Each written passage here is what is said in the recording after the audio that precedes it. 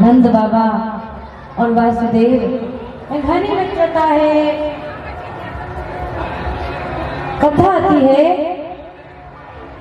किसी वासुदेव की एक पुत्री है, नंद बाबा की एक पुत्री है, नाम है योग माया।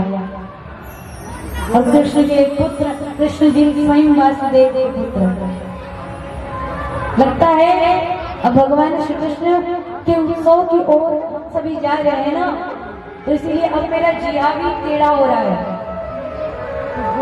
हाँ, गर्गाचार्य जी महाराज, गर्गाचार्य जी कृष्ण का नाम लेते हैं तो उनका मुख भी टेढ़ा होने लगता है, इसलिए कृष्ण का नाम कृष्ण रखा। आगे की कथा आप श्रवण करोगे, तो इसीलिए मैं इसको उत बोल रही हूँ और उसको इत बोल रही हूँ। नंद बाबा की पुत्री है, देखो फिर। हाँ, योग माया नाम। योग माया एक हाथ से नंद बाबा वासुदेव से अपने लाला को लेते हैं और वहीं अपनी पुत्री योग माया को वासुदेव के हाथ में दे दी। वासुदेव ने कहा ना ना, कंस से मार देगा तो। नंद बाबा ने कहा अगर आप नहीं ले जाओगे तो माता देवकी को कंस छोड़ेगा नहीं। जैसे कृष्ण को लेके आए वासुदेव, वैसे ही योग माया को लेके गए नंद बाबा के पुत्र। अब कंस को सैनिकों ने कहा जब योग माया गई कारागृह में तो सारे ताले बंद हो गए, सब बेड़ियां वापस लग गई। जितने सैनिक थे सब जाग उठे और जैसे ही यशोदा मैया की पुत्री योग माया रोती है, बच्चा कैसे रोता है? हाँ, कैसे रोता है बच्चा? काय काय करता है ना। जैसे ही काय काय करती है योग माया, वैसे ही सैनिकों ने खबर भिजवाई कि आपको मारने वाला 8वां काल आ गया है। अच्छा, अब गए कंस जैसे ही उठाकर योग माया को पटकने वाला था, सिंह पे सवार होके योग माया प्रकट हुई और कहा हे कंस, तू मुझे क्या मारेगा? हई जगदम्ब मदम्ब कदम्ब, माने अपनी आवाज से निहार करते मधु मदरे मधु कैट बंदिनी रास रचे। अरे मैंने महिषासुर मधु कैटक का गंगट करके रख दिया, अगर चाहूं तो पल भर में तेरा नाश कर दूं। तुझे मारने वाला गोकुल में गया है, जा। पहुंच गया गोकुल में, गोकुल में जाकर खोज। और इतना कह के योग माया अदृश्य। अब कंस को चिंता हो गई। कंस ने समस्त सैनिकों को बिठाया और दानव चिंता करने लग गए गोकुल, और इधर नंद बाबा के घर आनंद ही आनंद। अहलाद में जन्म लिया है। नंद यशोदा तप कियो, मोहन सोवन लाए, आसु हरि दिन सुख दियो। ऐसे नहीं, नंद यशोदा ने अपने पूर्व जन्म में अनेक बार भगवान से प्रार्थना की होगी, हे कन्हैया, हे गोविंद, तुम्हारे जैसे पुत्र हो। इसीलिए आज यशोदा के गोदी में खेलने के लिए भगवान आ गए। कथारी है भैया कि नंद बाबा बड़े प्रसन्न रहे हैं। आनंद ही आनंद गए यमुना के तट पर स्नान करने। आज 75 साल के बूढ़े नंद बाबा 16 वर्ष के हो गए। देखो, आप हम सब कहते हैं ना अभी तो जवानी है, बुढ़ापे में कथा श्रवण करेंगे। हाँ, तो मैंने तो आरंभ में कहा था कि कथा सुनने की कोई आयु नहीं होती, लेकिन अगर व्रत होने के बाद भी अगर हमें भगवान श्री कृष्ण के चरण में अनुराग मिल जाए, भगवान कृष्ण की कथा श्रवण करने का अवसर मिल जाए और हम सुन ले, तो फिर प्रेम से सुनने के बाद हमसे बड़ा जवान भी और कोई नहीं है। तो नंद बाबा 16 वर्ष के एकदम नौजवान की तरह अब गए, यमुना के तट पर स्नान किया, ध्यान किया, दूल्हों सामान सज गए, कमेटी के समस्त कार्यकर्ता सजे हैं ना, रोज सजे रहते हैं। क्यों? क्योंकि उत्सव चल रहा है आपके गांव में, सबको सज संवर के रहना है, ऐसे नहीं ऐसे आ रहे एकदम मुंह लटका के, शोक संताप में, और हंसते रहना है। कृष्ण की कथा सुनो और मुस्कुराओ ना, तो फिर कान्हा रुक जाते हैं। मुस्कुराओ, हंसते रहो, यही तो हंसने का अवसर मिल रहा है। फिर कथा सुनने के बाद घर की अनेक प्रकार की चिंताएं खुद ही आपको हंसने नहीं देगी। नंद बाबा दूल्हों सामान सज गए और सैनिकों से पूछ रहे हैं, क्या? अरे बता तो जरा, मैं कैसे लग रहा हूँ? अब दूल्हों सामान सज गए हैं, है तो बूढ़े लेकिन दूल्हे के सामान सज है। सैनिक गण कह रहे, अरे बाबा तू कई दूल्हों से कम नहीं लग रहा है। अच्छा, नंद बाबा इतने प्रसन्न हैं। अच्छा एक बात बताओ, कृष्ण का प्रागट्य हुआ, नंद बाबा के यहाँ आए, तो नंद बाबा भी बड़े बड़े प्रसन्न हैं। नाला में भी कन्हैया ने जन्म लिया, तो नाला की यशोदा मैया और नाला के नंद बाबा, आप सभी प्रसन्न हो? हाथ ऊपर उठा के बताओ, प्रसन्न, आनंदित हो? अच्छा, तो नंद बाबा और हम में और आप में क्या अंतर है? नंद बाबा इतने प्रसन्न हैं कि वो दान दे रहे हैं। अब मैं दान मांग नहीं रही, शास्त्रों में वर्णित है कि नंद बाबा दान दे रहे हैं। कितना दान? 2 लाख गायों को दान कर दिया। पहले के समय में, द्वापर युग में, गाय माने गाय ही हीरा खजाना सोन स्वर्ण सब गौ माता को ही माना जाता है। अब गायों को दान किया, जिनको वस्त्र की आवश्यकता है नंद बाबा ने वहां को वस्त्र दिया, जिनको अन्न की आवश्यकता है नंद बाबा ने वहां को अन्न दिया। अभी कृष्ण बहुत छोटे हैं, आज कृष्ण का कल जन्म हुआ ना, तो अभी कृष्ण आपके गांव में बहुत छोटे हैं। इतने छोटे हैं मेरे लाला कि वो खुद से करवट भी नहीं ले सकते, करवट भी नहीं बदल पाएंगे, इतने छोटे हैं। तो भगवान ने लीला की नंद बाबा के सामने, क्या? नंद बाबा गुजर रहे हैं तो अचानक से कन्हैया लीला करता और करवट बदल देते। अब जैसे ही कृष्ण ने करवट बदली, नंद बाबा इतने आनंदित हो गए और एकदम करवट बदली और नंद बाबा ने उत्सव रख दिया। कोई विशेष उत्सव नहीं, केवल इसलिए कि मेरे पुत्र ने बिना सहारे की करवट ली है, इसलिए उत्सव रख दिया। उत्सव में सबको बुलाया, सबको बुलाया। अब गोपियां गोप वाले आ रहे हैं उत्सव में, लेकिन क्या बोलो तो बोलो, गोपियां गोप वाले पूछ रहे हैं कि बाबा आपने उत्सव रखा क्यों है? तो नंद बाबा कहते मेरे लाला ने आज करवट ली है बिना किसी के सहारे के।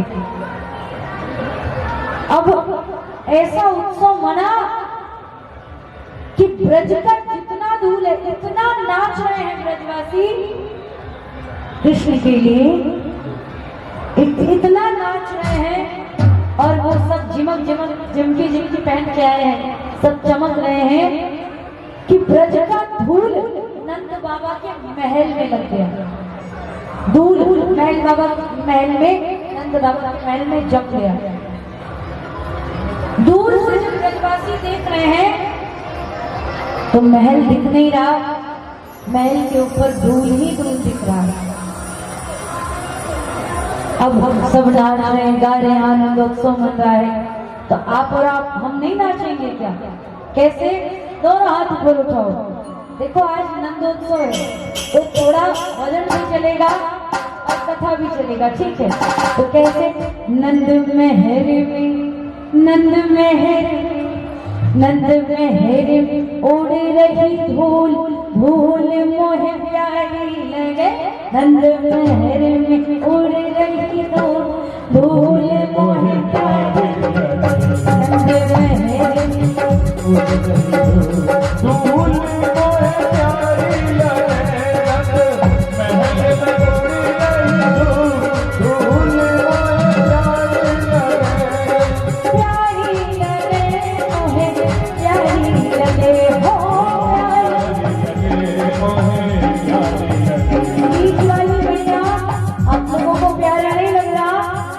नंद महर में, नंद महर में, नंद महर उड़ रही धूल, धूल मोहे प्यारी लगे। नंद महर में उड़ रही धूल, धूल मोहे प्यारी लगे। मैंने आप घर जाओगे, वृंदावन अयोध्या जाओगे तो आप देखोगे क्या कि हर 10 कदम में आपको सब वैष्णवजन तिलक लगा रहे हैं, तिलक लगा रहे हैं। यहाँ पे भी आप सबों को तिलक लगा के आना चाहिए कथा में। कैसे? और ब्रज का धूल ही तो तिलक है। आए उड़ी उड़ी धूल मोरे माथे आ गए, उड़ी उड़ी धूल मोरे माथे आ गए। मैंने तिलक, मैंने तिलक, मैंने तिलक किया भजपुर, धूल मोहे प्यारी लगे।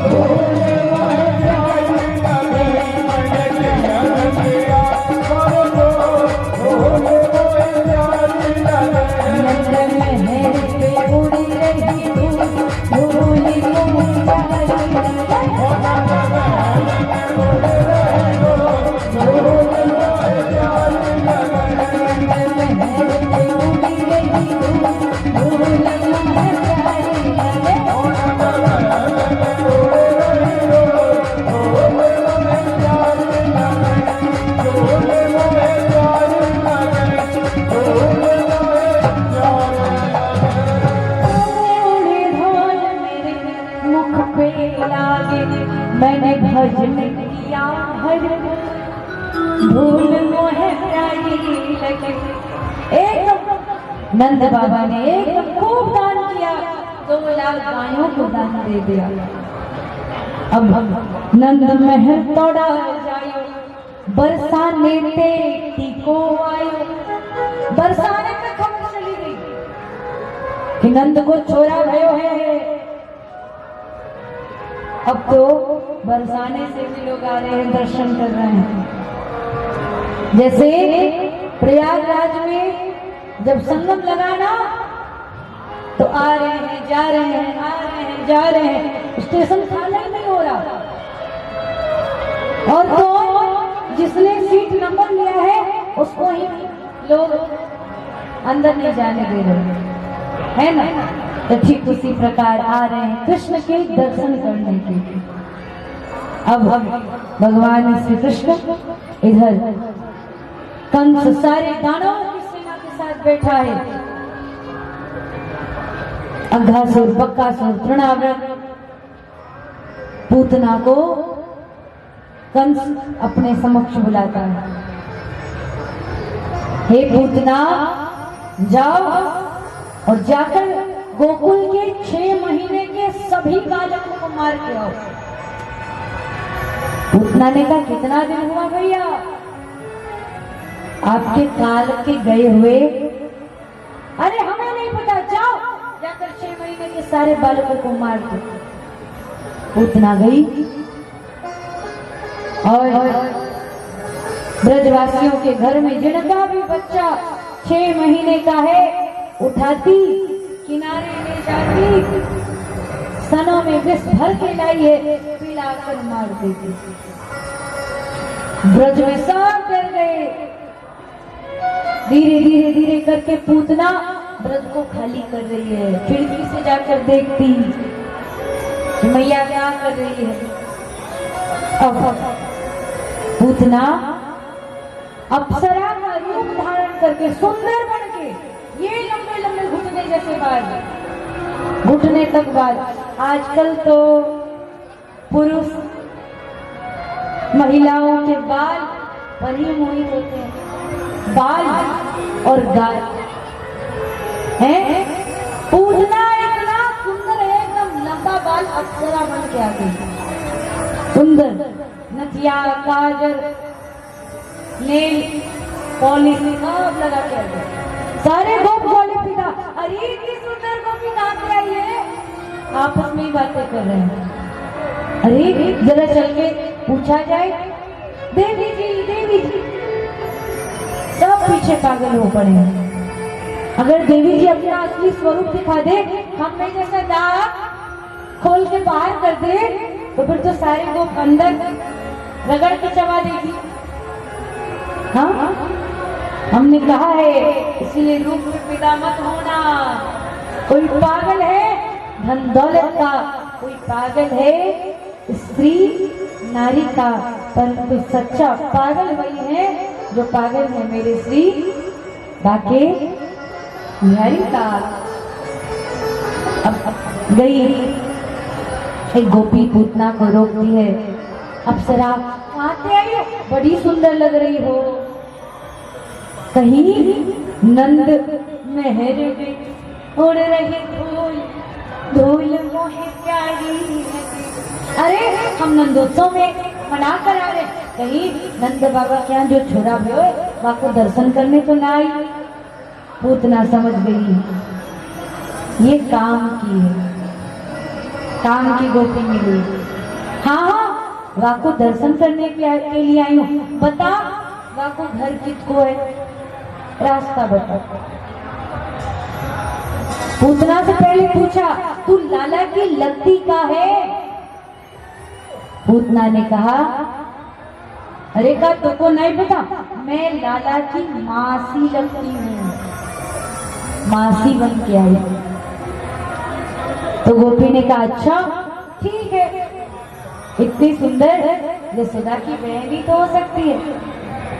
आगे जा और जिस भी घर में यमुना अर्जुन का वृक्ष होगा उसी घर में कृष्ण का प्रागट्य हुआ है। क्या अब इतना सुंदर स्वरूप लेकर गई और माता यशोदा को कहती है, बधाई हो मैया, तेरे घर लाला भयो है तो को बधाई हो। नाचने लग जाती।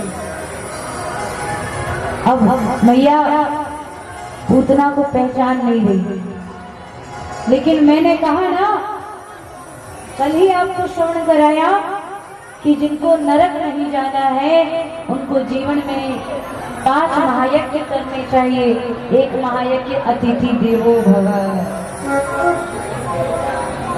अतिथि स्वरूप गोपी मानकर पूतना को अंदर गृह में बिठाती है।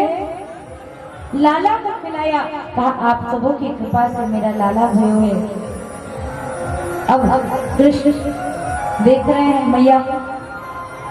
मैया अंदर गई तो पूतना अपने स्तनों में जो कालकूट विष लेकर आई है उस विष का पान कराने के लिए अकेले किनारे में गई, राक्षसी रूप धारण किया और विषपान कराने लगी। भगवान कृष्ण विषपान करते करते नेत्रों को बंद कर लेते हैं। अब ये आम बात भी हो सकती है कि कन्हैया ने अपने नयन बंद कर लिए, लेकिन संतों का मत है, संतों का क्या मत है?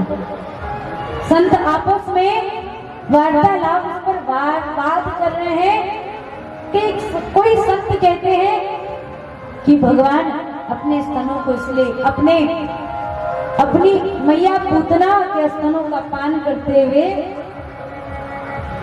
इसीलिए नेत्रों को बंद करते हैं, क्योंकि भगवान सोच रहे हैं कि मैं तो इस अवतार में लीला करने आया हूँ, माखन खाने आया हूँ, मिश्री मेवा दूध दही का पान करने आए हूँ, हम थोड़े ही खाएंगे विष। हाँ, आप लोग कहते हो ना जल खाबो, हाँ आप लोग सबको खा जाते हो। तो वही आज कन्हैया भी सोच रहे हैं, हाँ कन्हैया भी सोच रहे हैं क्या हम थोड़े ही विष खाएंगे? वैसे तो विष पिया जाता है, लेकिन मैं कहती हूँ क्योंकि आप सब खाते हो ना, जल खाबो, भोजन खाबो, हाँ तो भगवान आंख बंद करके भोलेनाथ का ध्यान कर रहे हैं और भोलेनाथ से कह रहे हैं कि हे प्रभु, आपने समुद्र मंथन का हलाहल विष को धारण किया अपने कंठ में, आओ और इस पूतना के विष को पी जाओ। एक संत और एक संत की का मत है कि पूतना अपने पूर्व जन्म में क्या थी, ध्यान से सुनना। पूतना ने अपने पूर्व जन्म में कौन सा ऐसा कार्य किया था कि भगवान को मां के रूप में दुग्ध पान करा रही? बताओ। पूर्व जन्म का ही ना सब होता है। तो आपने कल सुना था ना राजा बलि की कथा। भगवान बामन जब राजा बलि के यहाँ कल भिक्षाटन करने आए तो भगवान बामन का सुंदर स्वरूप देखकर बलि की पुत्री अश्वमाला मोहित हो गई। सोच रही है अश्वमाला, इतना सुंदर छोरा, मोती जैसे दांत, टमाटर जैसे गाल लाल लाल है, काश ये अगले जन्म में मेरा बेटा हो। अब भगवान तो दयालु, कह दिया तथास्तु। लेकिन जब राजा बलि को भिखारी बनाकर भगवान वापस लौटते हैं ना, तो वही बलि की बेटी अश्वमाला मन ही मन कहती है कि अगर ऐसा मेरा बेटा होता नालायक तो दूध में जहर डाल के मार दिया। भगवान ने कह दिया तथास्तु। और वही अश्वमाला बलि की बेटी यहाँ पूतना बन के भगवान को दुग्ध पान करा रही। भगवान दूध पी रहे हैं। धीरे धीरे पूतना एकदम भयंकर आकार धारण करती है, बढ़ रही है, बढ़ रही है। भगवान पूतना के स्तनों के साथ साथ कालकूट विष के साथ साथ पूतना के प्राणों का भी प्राण मान कर रहे हैं। पूतना उठती जा रही है, उठती जा रही है, उठती जा रही है। लाला छोड़, दर्द हो रहा है, लाला छोड़। कन्हैया ने कहा कि बड़ी आई थी मासी बनने वाली। अरे का तुमको ये बात ना पता है मासी कि लाला कृष्ण किसी को पकड़ता नहीं है। मेरे कृष्ण किसी को पकड़ने नहीं जाता, लेकिन गलती से अगर कान्हा ने किसी को पकड़ लिया तो फिर पकड़ने के बाद छोड़ते नहीं है, चाहे वो वैश्या गणिका हो या फिर अजामिल हो या फिर तू ही राक्षसी क्यों ना हो। अब तो तेरी गति मेरे हाथ निश्चित है। भगवान पूतना के सनों के साथ प्राणों का पान कर रहे हैं। पूतना भयंकर स्वरूप लेती है। कृष्ण ने कहा इतना भयंकर स्वरूप ले रही है पूतना, हमारे ब्रजवासी तेरे पार्थिव शरीर को अग्नि संस्कार नहीं कर पाएंगे। वो है गरीब, हाँ, गाय के दूधन को बेचकर वो धनार्जन करते हैं। ऐसा कर कंस का 6 कोस का बगीचा है, अंतिम घड़ी बात मान ले, उस बगीचे में अपने शरीर को गिरा दे। कंस का 6 कोस का बगीचा है, उस बगीचे में भगवान ने पूतना के शरीर को गिराने के लिए पूतना को कहा अगर हम रोएंगे नहीं तो कौन स्वीकार करेगा कि मैं छोटो सो बालक हूं। भगवान जोर जोर से रोने लग गए। सारी गोपियां अपने अपने पालने को देख रही है और उस राक्षसी को देखकर सारी गोपियां रो रही हैं, लेकिन मेरी यशोदा मैया जब गई है ना तो केवल कृष्ण को देखकर मुस्कुरा रही है। क्यों? क्योंकि यशोदा मैया ने पूतना को देखा ही नहीं।